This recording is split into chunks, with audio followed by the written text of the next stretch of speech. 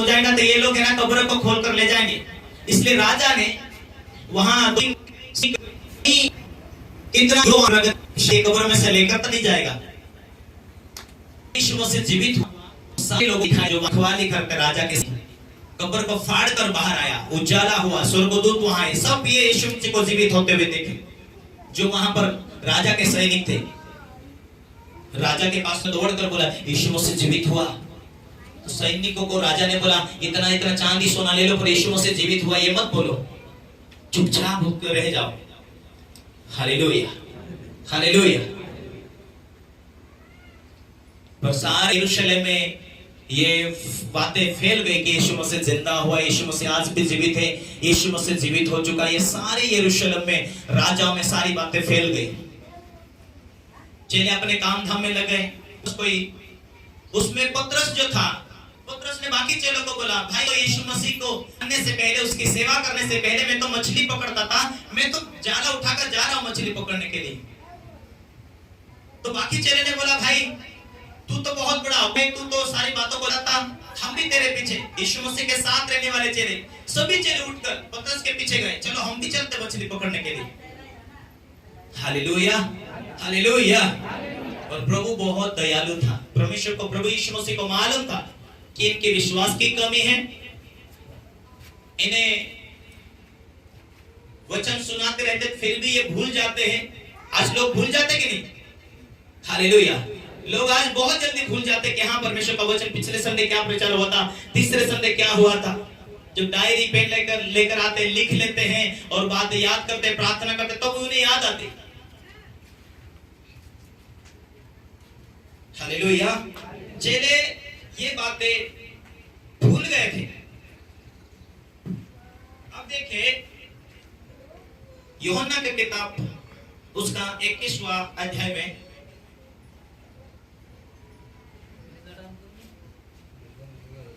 ऐसा हुआ कि सारे चेले मछली पकड़ने के लिए गए और बाइबल ये कहती कि तुम मुझसे अलग होकर तुम कुछ भी नहीं कर सकते। Hallelujah, hallelujah. आज भी परमेश्वर का वचन कहता तुम मुझसे अलग होकर कुछ भी नहीं कर सकते। जो डाली मुझ में बनी रहती वो मुझ में बहुत फलती और नया नया फल लाती। यदि आप पवित्र आत्मा से परिपूर्ण हैं, यीशु मसीह से भरे हुए हैं, उसके गुणों से भरे हुए हैं, तो परमेश्वर आज भी आपके जीवन में, आपके लाइफ में, आपकी जिंदगी में वो काम करता जाता है। यीशु मसीह काम करता जाता है, उसको खा जाइए। हालेलुया, आमीन। एक दूसरे को यीशु मसीह को मौका दो, आपके जिंदगी में वो कर सके, आपको खा सके, आप बढ़ा सके, आपको फल कर सके, आपको मदद कर सके, से मौका दो। जब आप मसीह को मौका देंगे तब तक आपकी गवाही बनेगी, आपके आंसू पोंछेगा, आपके जीवन में चमत्कार करेगा। जब जब यीशु मसीह को मौका देंगे वो आपके लिए रास्ते खोलता जाएगा, क्योंकि तुमसे बहुत प्रेम करता है। बोला आमीन, हालेलुया। जब यीशु मसीह आता है तो हमारे जीवन में उसकी ओर से बरकतों को जोड़ते जाता है। आमीन। आज पहली बार आप चर्च आए या दूसरी बार आए, या आप जब यीशु मसीह में आए थे ये चमत्कार को देख लेते कि ये बीमारी थी यार गई, आप प्रार्थना करने के द्वारा। जब मसीह यीशु में आए तो उसी टाइम से चमत्कार होना शुरू होता है। पर ये पतरस है ना सबको लेकर गया कहां? यीशु जाने के बाद उनको क्या लगा कि यीशु मर गया, सेवा खत्म हो, सब कुछ खत्म हो गया। पतरस ने बोला मैं तो यार जा रहा हूं अपना झोला उठाकर मछली पकड़ने के लिए। बाकी चेले भी बोला तू जाता है तो हम भी आते हैं यार, हमें वो धंधा तो भी सिखा दे कि तेरे पीछे पीछे हम भी मछली पकड़ने के लिए जाएं। 21वां वचन 21 का 1। इन बातों के बाद यीशु ने अपने आप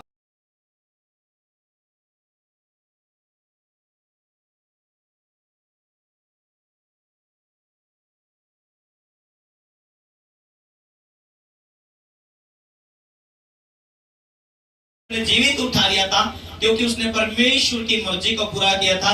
और परमेश्वर पुराने टाइम में परमेश्वर इस व्यक्ति को, और एक दूसरा और था जो हनोक नाम का व्यक्ति था, परमेश्वर उन दोनों को उठाया था, हनोक को पहले और परमेश्वर ने एलिया को बाद में। हालेलुया।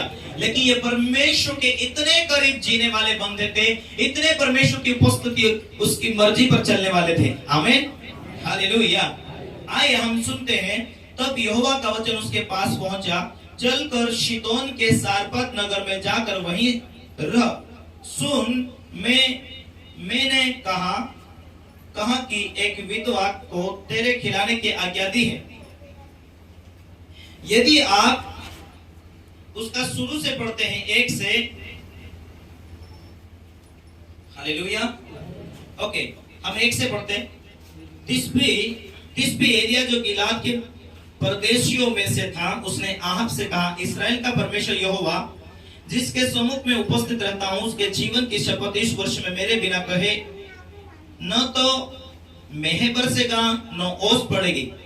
तब यहोवा का वचन उसके पास पहुंचा, यहां से चलकर पूर्व की ओर करीत नामक नाले में जो यरदन के पूर्व में है छिप जा। उस नाले का पानी तू पिया कर, और मैंने कौवों को आज्ञा दी है कि वह तुझे वहां खिलाए। यहोवा के यह वचन को यहोवा का यह वचन मानकर वह यरदन के पूर्व में करीत नामक नाले में जाकर छिपा रहा। और सवेरे और सांझ को कौवे उसके पास रोटी और मांस लाया करते थे, और वह नाले का पानी पिया करता था। हालेलुया। परमेश्वर के दास को परमेश्वर ने इसीलिए कहा कि उस इलाके में लोगों के चाल चलन बिगड़ गए थे। उस क्षेत्र के अंदर लोगों की जो जीवन था वो बिगड़ चुका था, और इसीलिए परमेश्वर ने अपने दास एलिया को कहा कि आप तो इस भविष्यवाणी कर कि यहाँ इस क्षेत्र के अंदर 3.5 साल तक अकाल रहे, पानी ना गिरे। हालेलुया। पर उस अकाल के समय में राजा तुझसे बैर करेगा, राजा तुझे हत्या करने के लिए तुझे ढूंढेगा, तुझे लगातार राजा ढूंढेगा तुझे मात देने के लिए। इसीलिए तू क्या कर, जहां करात नाला है पहाड़ों में जाकर उस नाले में छिप जा, वहां पानी है वो पानी पिया कर। पर मैं तेरे लिए ऐसे साधन बंदोबस्त करूंगा, कौवा तेरे लिए शाम और सुबह दोनों टाइम रोटी लेकर आया करेंगे, रोटी और मांस। Hallelujah, hallelujah.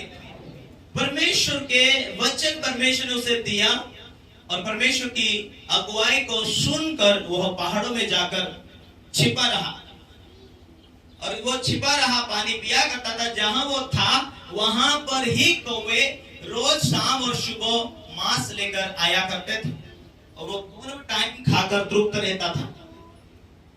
Hallelujah, hallelujah, hallelujah. क्योंकि वहां के इलाके के लोगों ने, राजा ने, सबका जीवन बदल चुका था, बिगड़ चुका था। इसीलिए परमेश्वर के नियम और आज्ञा के अनुसार परमेश्वर ने ये बातें डाली कि तो आप ऐसी प्रार्थना कर कि यहाँ पानी ना गिरे, क्योंकि यहाँ के लोगों का जीवन बदल गया, बिगड़ गया।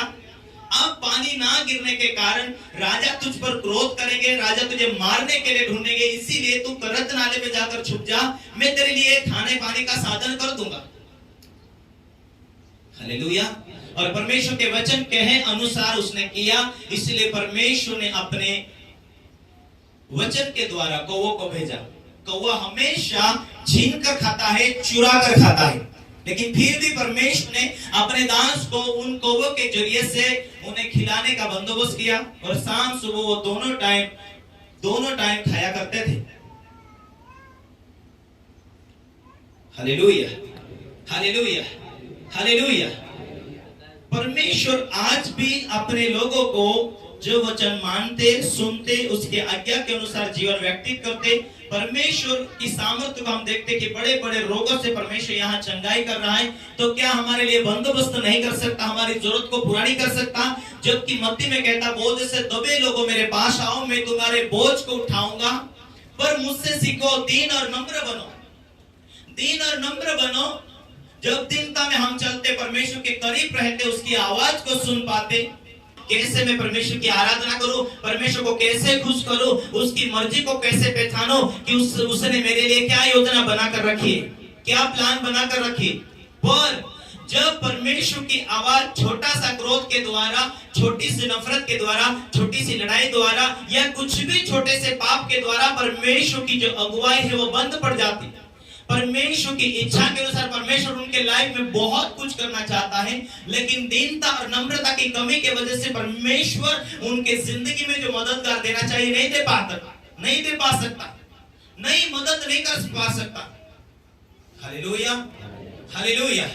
आज भी परमेश्वर कार्य करने के लिए तैयार है यदि हम परमेश्वर के बुलाहट के ऊपर टिके रहे, उसकी मर्जी पर जो परमेश्वर चाहता वैसा जीवन जीने के लिए तैयारी करें। आगे बढ़ने के लिए मैं क्या करूं, परमेश्वर की मर्जी पूरी करने के लिए मैं क्या करूं, ध्यान परमेश्वर के वचन उसकी उपस्थिति में जीवन बिताने के लिए रेडी रहते, तैयार रहते हैं। हम अंगीकार करते हैं, हम माफी मांगते हैं कि परमेश्वर आज के बाद मैं इस रीति से जीवन जीना शुरू चाहती हूँ, इस रीति से मैं आज जीवन जीना चाहता हूँ। शैतान बहुत बार कोशिश करता है कि हम परमेश्वर की मर्जी ना पूरी करें। हालेलुया। वो दिखता नहीं पर वो मन और विचारों के अंदर काम करता है ताकि परमेश्वर की योजना जो हमारे लाभ के लिए, हमारी उन्नति के लिए है, उस परमेश्वर की योजना में ना प्रवेश हो पाए। इसीलिए शैतान कई बार कोशिश करता है। हालेलुया। आत्मिकता की परिपक्व की कमी के वजह से मनुष्य बोलने के लिए, मनुष्य शब्दों में चूक जाता है, शैतान को मौका मिलता है।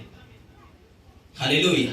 जब आपके लाइफ में परमेश्वर आपके जीवन में आपको ऊंचाई की ओर ले जाना शुरू करता है, आपको सफलता की ओर ले जाना शुरू करता है, किसी ने किसी के खिलाफ वो बुलवा देता है, किसी ने किसी के खिलाफ में आपको वो लड़ाई करवा देता है, किसी ने किसी के खिलाफ और निंदा को ढूंढ लेता है, मन में भावना में वो बात को डालता है।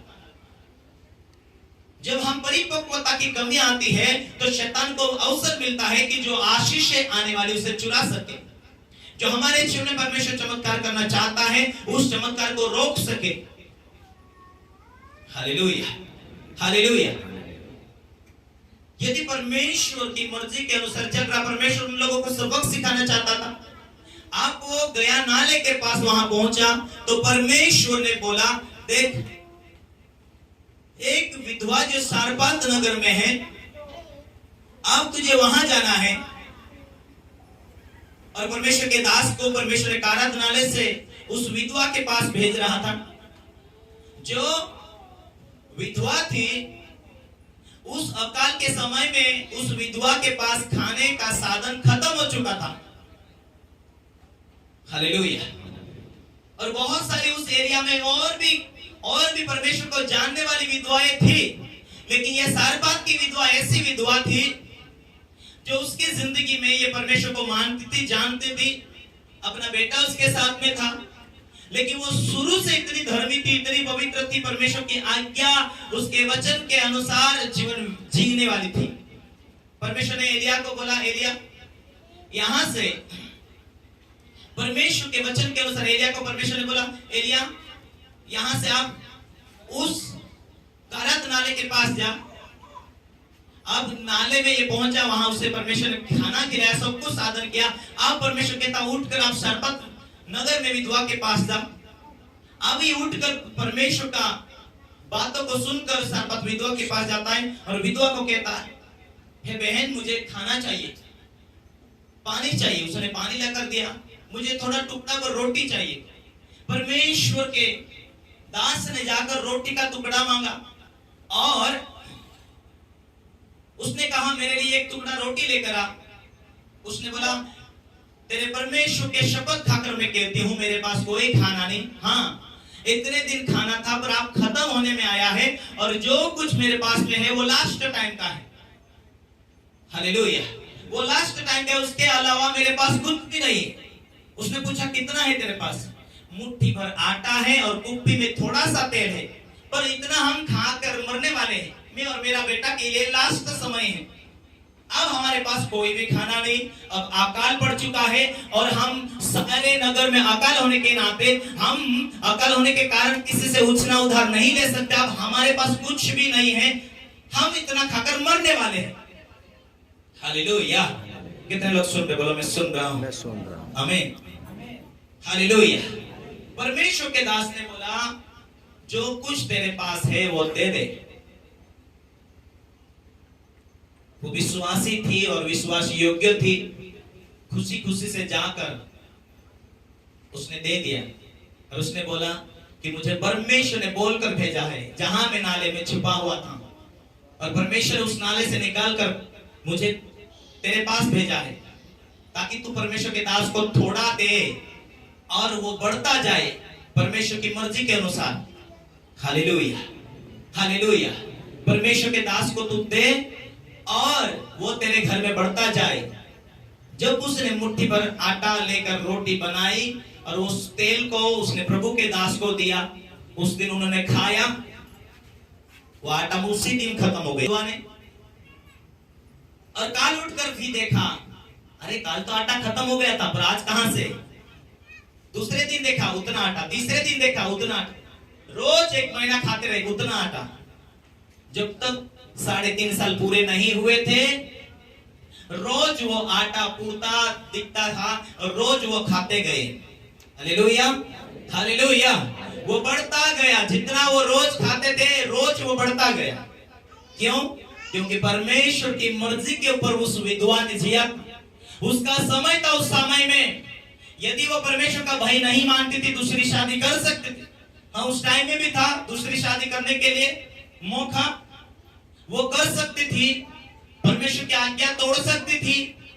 पर वहां उस इलाके के अंदर बहुत सी विधवा थी, लेकिन परमेश्वर का दास सारी विधवा के पास चमत्कार काम करने के लिए नहीं गया। पर यह सारपात की विधवा इतनी परमेश्वर के नजर के सामने ईमानदार थी कि परमेश्वर की आज्ञा के साथ चलती थी, इसीलिए परमेश्वर उससे प्रेम रखता था।